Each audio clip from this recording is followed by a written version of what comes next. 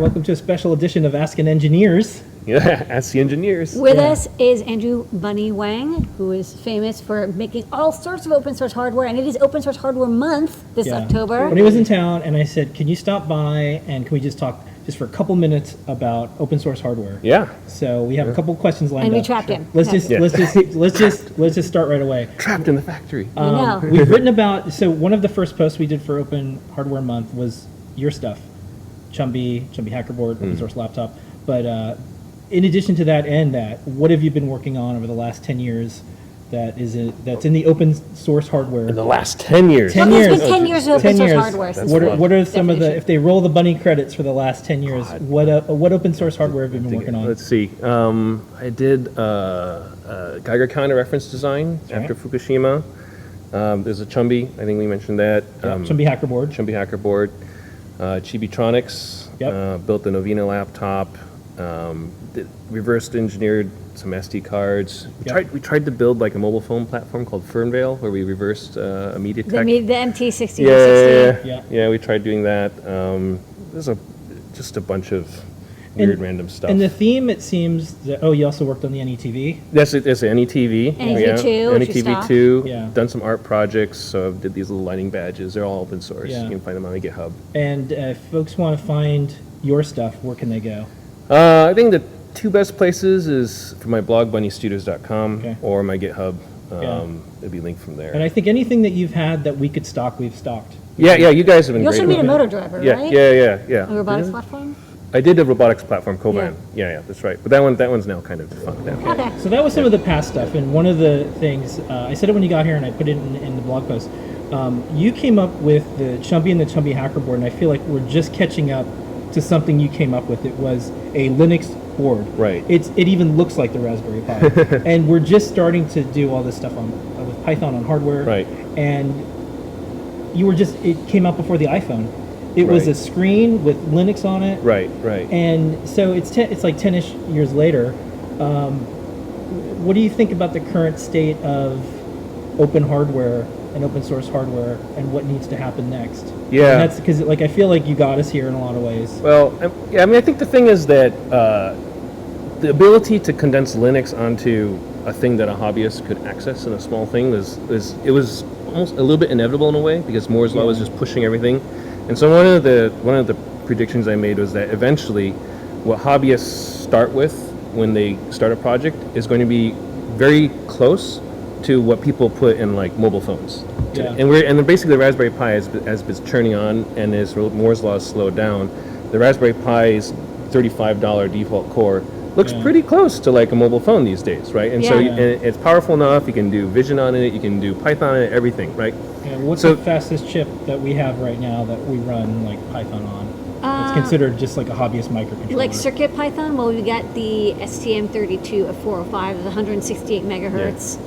Okay. With a mega flash and 256K of RAM. So now we're in Linux van. And that's actually, I mean, it's 168 megahertz. Like, of course, it's on a microcomputer, but it is on this order of speed of early. Well, we definitely run Linux on slower things. Yeah.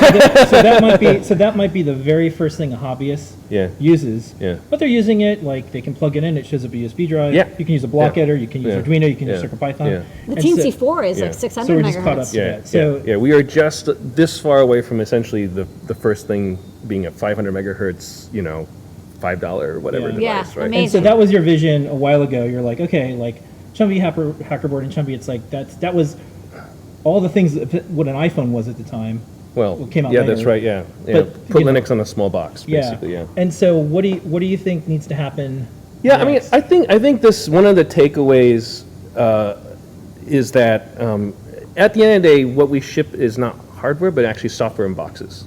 It's all about the application code that goes on it. So the thing about the Chumby Hackerboard was we put Linux on the a box that a hobbyist could play with. Yeah, it came in with a terminal, and you were like, "Oh, yeah," and you're done, right? And it was the Linux part that made it really kind of cool and a lot of fun to play with.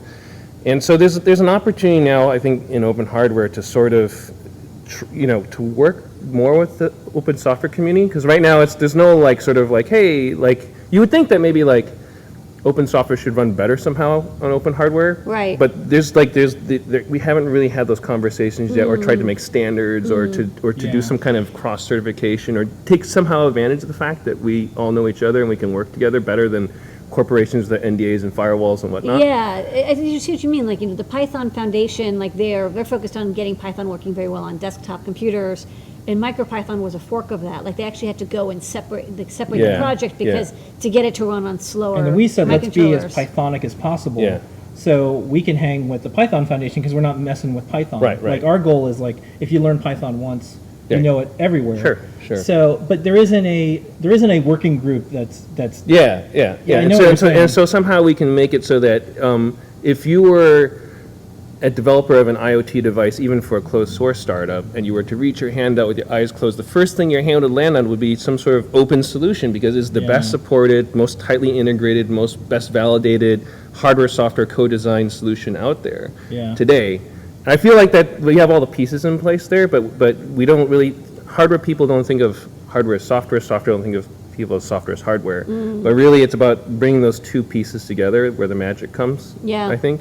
And so I think in the next few years, if we can sort of get those two parts to come together, you'll see a lot more adoption of open hardware. Because basically that software will drive, people will pull it. They'll be like, oh, I want Python on this device. The best reference design is now open hardware. And the hardware is getting fast enough where it's like, yes, I got Raspberry Pi $35. That's right. You don't have to desktop speed. Right. You don't have to be a closed source company investing billions of dollars to make hardware now. You can be a relatively small open hardware startup. Yeah. And be like, look, we can buy off-the-shelf microcontrollers and totally compete with, the iPhones these days, right? Yes, I think like for a very long time there were RTOSs, and like I remember like VxWorks had an RTOS that was closed source, so it was used by a lot of things. But now it's actually, the chips are so fast that Linux is actually just run there. Why don't you just go to Linux? Just go straight to like mainline. You don't even have to use like a weird branch. Yeah, it's starting to get there. We're just a few years away, but I would say in the next decade or so, I think we'll be there. Yeah. Some of the indicators that we get, it's from the community, where if they have a board and they put CircuitPython on it, it shows up on circuitpython.org/downloads. There's 83 different boards. We don't make most of them. And when a new feature happens, all those boards get it. Yeah. So the first thing that you were saying, they reach out for. Yeah. And one of the Arturo makes this board called the Serpente. Yeah. And it's a CircuitPython board, or it runs Arduino or whatever. And he tweeted, he's like, this is so cool because his customers, they get everything for free every single time we make an update. Yeah. And so it's like, oh, this is getting close to that idea where the battery is included. You get all the stuff for free. When you reach out for that software package, it's not, the best thing isn't a closed source package, it's an open source thing. That's a lot of hard work. I really appreciate the effort you guys put into it.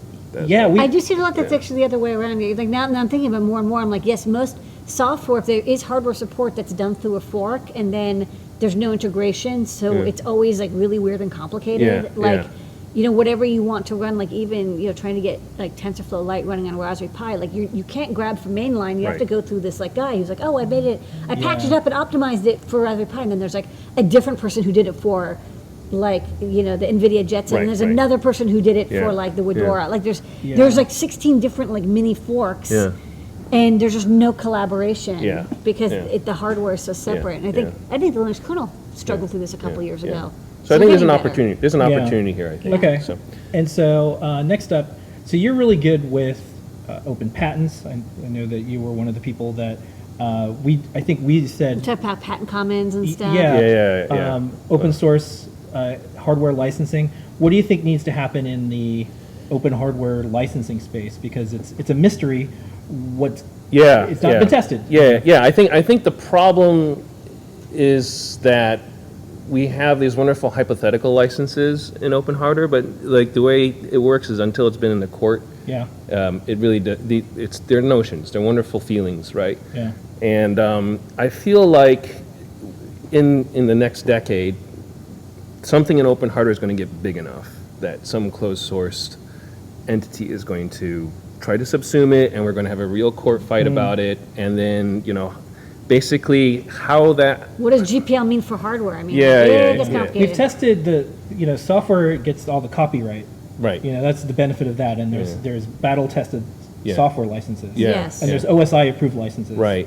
Yeah. And for open hardware, there's Creative Commons, we use that, which Yeah. is a weird way to do it. It's more, yeah. Here's my intention. Yeah. And then there's CERN, which right. I think that seems to be the best That's one. the one I like, yeah. And then there's Tapper and there's Solderpen. There's like Yeah. a bunch that who knows what they are. Yeah. And so it looks like if you're really serious business about open hardware, you would do your open hardware with the CERN license. Yep.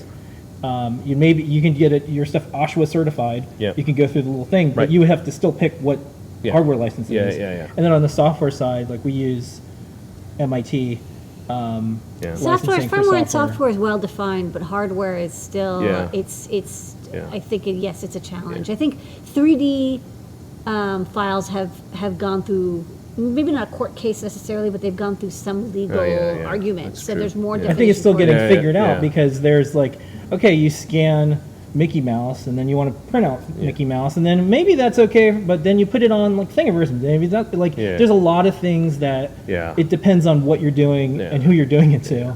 So I mean, we're talking about these licenses here on the table today, but none of these have seen a courtroom, right? And so really, the first time, right now, it's almost like you're practicing, against a ghost, right? There's nothing to push against, right? So we have these hypothetical enemies in our head that we're trying to create licenses and craft, battle lines defend against something. to defend against something we don't know what it is yet, and so sometime in the next few years, a real combatant will appear, and we'll have to know where we have to push. Like, did the thing we practice Were we laying the punch in the right part, right? Yeah, yeah. Oh no, it turns out that totally different? Yeah, it could be. His weak totally, spot is completely somewhere else, right? Yeah. So we've got to figure out, and so it's part of it. GPL went through this. This is why they're Yeah, GPL yeah, 3. exactly. They're like, turns out we didn't even think of this Yeah. one situation. Yeah. Got to redo Then it. there's APIs with software that they're still kind of dealing with. Like, And the thing is, it's and hardware might hit that too. software is also going.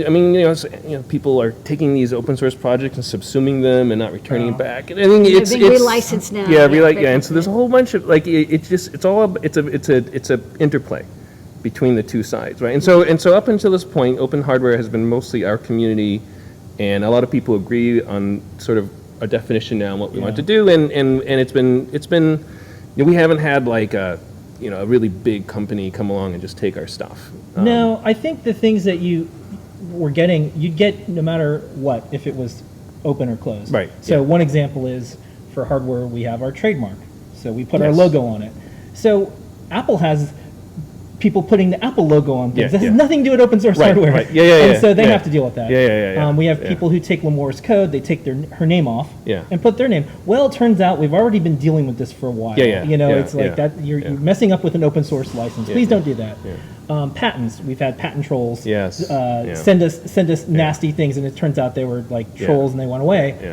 But that's all normal stuff. Right. That has nothing to do Right. with open source hardware. Right. Or closed It's source not hardware. it's not particular to open source. Yeah. You'll get it either way, and then I think it'll be interesting to see how that plays out and how the community comes together or doesn't. How we support each other, or we don't. But I think that in the next few years we're getting to that point now. I think that's going to happen. So. Okay, and then next up, what are the things that you're working on that you hope to release in the next few years? If you can talk about any of them yet. Yeah, sure. So I think that another trend that we're probably going to see in the next, you're talking about the next decade or so, open source silicon is going to become a thing. Okay. It just is, right? I mean, there's so many people are pushing on that, the RISC-V and all that Yeah, sort we joined of the stuff. RISC-V Foundation because we're like, Yeah. that's a good bet. Like, we think that's Yeah. going to happen. And there's also geography issues right now where some countries can't play in the same space that they used to be able to. So there might be a reference design for everyone. Yeah. So we'll see how it's a very dynamic field right now. It keeps on changing. Some people are pushing for open foundries. Some people are pushing for open PDKs. But from coming from that standpoint, one thing that I have, and the epiphany I had is that unfortunately open source hardware is exactly as trustable as closed source hardware. Trustable in the sense of, do I know that this is a piece of hardware that I have? Yeah. So open source hardware, you can get the designs and verify the intent was good, but someone ships you a product, how do you know that that's the product that was made at the factory? Even open source hardware, like, even closed source hardware, you can still take the case off and look at it. Yeah, you can still exactly. It's the Yeah. exact. You can, but and then there's the argument. Oh well, with open source hardware, you would know what it's supposed to look like versus. But Well, closed source hardware, they have pictures of what the board is supposed to Yeah, look like. you can still take photos and You can still take photos, but the problem is basically to a first order, right? The problem isn't. The problem of trusting your hardware, trusting not in the sense of functional, but is this hardware done correctly, Yeah. is not an open source question. It's a verification question, Okay. right? Like how, and so the question is, how do we use open source to aid with the verifiability of hardware, right? Got it. Like so that everyone can go ahead and get a computer and say, yes, this is correctly constructed. It has the right firmware on it, has the right keyboard on it, has the right display. There's no sort of implants. There's nothing else going on it. so that's in the news once in a while. Right. They're like, oh, is someone putting implants in the hardware? Right. How are you going to detect it? Right. And then people say open source will solve it. I'm like, but actually the thing is, even if I gave you the schematics, Yeah. half the No. people couldn't find the implant anyways. Yeah. Right. I mean, it's really Or like they subtle. take a chip and they Right. They repaint bury it in the it. silicon or whatever, or Yeah. they'll rub off the top and put another just chip repaint in. a new one. It's Pardon me. bless you. There's so many good ways that you can put implants in hardware. Okay. So how are we going to solve this? So- So Bunnie. So Can you fix this problem for us, Bunnie? So one thing I'm working, I have a project called Be Trusted that I've started. I'm working at with a couple of the guys, Sean Cross and Tom Marble, and a few other people. And so the idea is to build a verifiable open hardware solution for essentially communication. It's very simple. So one of the principles is that if you're going to verify it, it needs to be simple enough that you can verify it with like kind of common tools in the lab, right? You don't need a scanning electron microscope. So or USB microscope. Yeah, USB microscope should be good enough So you're, for it's- what we're it targeting. sounds like you're doing something that we do when we manufacture. We have to do a visual inspection at some point. The pick and place machines Right. make sure the part goes right there. Right. But that's not, you don't get that with the device. That's right. That's right. Yeah. So it's almost like a post-manufacturing Right. inspection. Right. To make sure nothing's happened since Exactly. manufacturing. And like, how do you have a trustworthy self-test that you know the self-test hasn't Right. been Right. tainted? Right. Yeah. So like, you should be able to load that and have it'll check itself and say, okay, here, I'm Okay, so done this is with a it. distributed inspection for electronics. Right. It's more like so you guys do DFM, design for manufacturing. Yeah. I'm doing design for verification. Right. Right. So basically, what design choices do I make that make this easy? So for example, it's not going to have a touchscreen keyboard because that if you've looked at capacitive touchscreens, there's a little microprocessor on the inside Yeah. into which you can know it's closed source. Yes. 100%. So is my P. focal tech, Yeah, too. it's like really hard to, and so like, why would I, if I'm doing all this effort and I go ahead and put a closed source thing right on the capacitive touchscreen Yeah. that can capture all your keys, I've lost, right? Right. So it should be clean from bottom so up. it's a So like physical keyboard. One of those touchscreen keypads, they always break into those in movies. Yeah, right. And yeah. so essentially what you're saying is because you can't verify what's going on in there, Yeah. like it's always susceptible. It's to susceptible. something. So we use a physical Yeah. keyboard, which I know some people are going to complain about. But physical keyboards, guess what? Switch matrix. You know, you can it's look at it- really easy to verify. There's right? no way to inject data into it. Right, yeah, really easy to verify. We picked a very special LCD screen, which actually every transistor on it you can see with like a USB microscope. Like okay. there's no piece of silicon on it that you It's like can't. a sharp display? Yeah, it's a sharp display. Yeah, those are cool. Yeah, it's super cool. This is cool because in the past, through hole electronics, you could kind of just look at it even from a few feet away. And be Right, like, yeah, you'd be like, yeah, this is correct. Yeah, that's the way it used to be. that looks good. That Yeah. tube's in the right place. Yeah, But yeah. now it's like, oh my gosh, everything is so tiny. You can't You verify need- anything. yeah. And so That's cool. Yeah, so basically getting into the point where we can get. Ultimately, the goal is to do verifiable silicon, but that's many hills away, right? The first thing we're gonna go for is an FPGA-based implementation, where we can verify the bit stream independently, and then we just rely on the fact that every compilation of the FPGA is essentially random. You're kind of Yeah. doing the equivalent of ASLR, sort of address-based randomization, but in logic-based Yeah, randomization. yeah. So if someone were to try and pre-implant the thing, they would have to essentially double the size of the chip or something. Yeah. You'd pick that up on the electron microscope or an X-ray or whatever it is really easily. Interesting. It's introspection. Yeah. So basically, you can introspect very easily. You can confirm it's done correctly. You can do it relatively easy in the field. And it does some useful things, like you'll be able to do like text messaging and maybe a voice call, these types of things, banking applications. It's not going to browse the web. Yeah. It's like we can't fit that amount of power in something that's inspectable today, I Yeah. think. Not But- yet. Not yet, but Later. yeah. We yeah. have to start somewhere. My last question actually goes with this because I was going to ask you, what is closed source or uninspectable that you'd really like to be open source and inspectable and verifiable? If you can wave a magic bunny wand. what is something that would be great that you would be able to do with this system that's currently closed, unverifiable, that this would. Oh, okay. really From an help? application level, I thought. Yeah. Okay, my mind was going to a completely different that's fantasy fine. world. I was like, Yeah. oh my god. Okay, Yeah. no. So yeah, an applicate like just simple chat.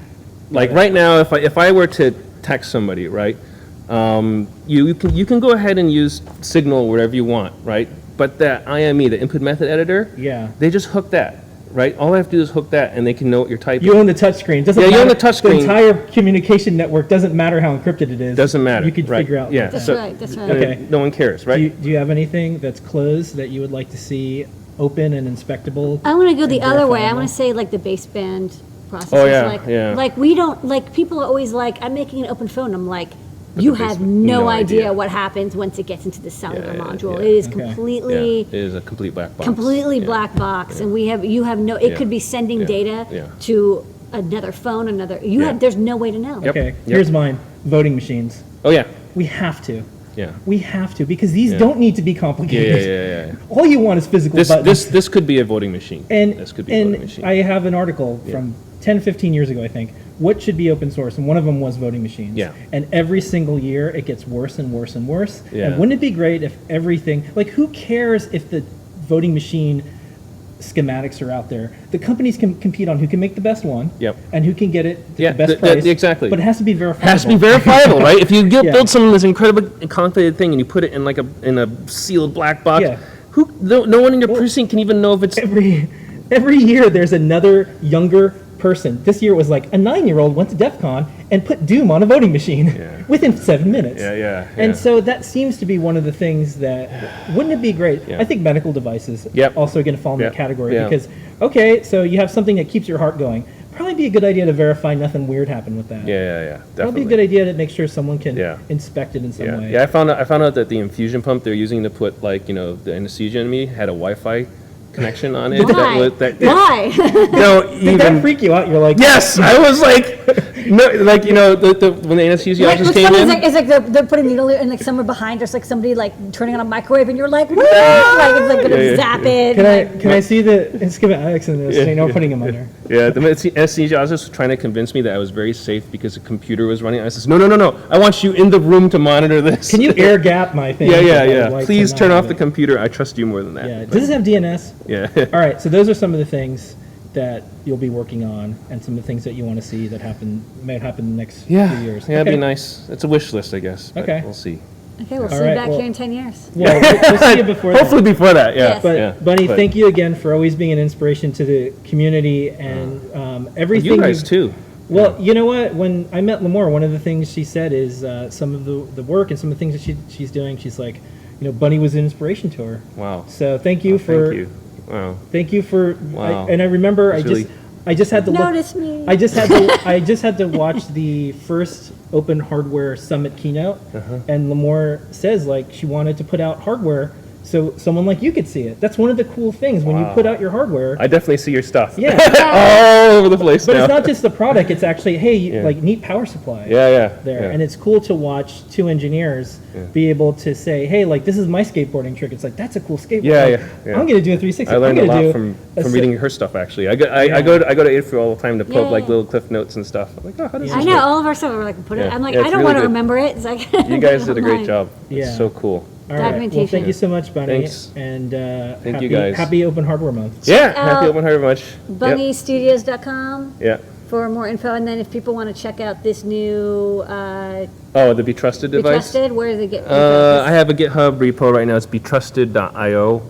It's pretty thin right now because we're still early in development, but more details should come out by the end of You the want year. to start developing on this? Help them out. Yes, Go there. please. All right. And Okay. thanks everybody. Happy Bunnie. Open Source Thanks. Hardware Month. Happy Open Source Hardware Month.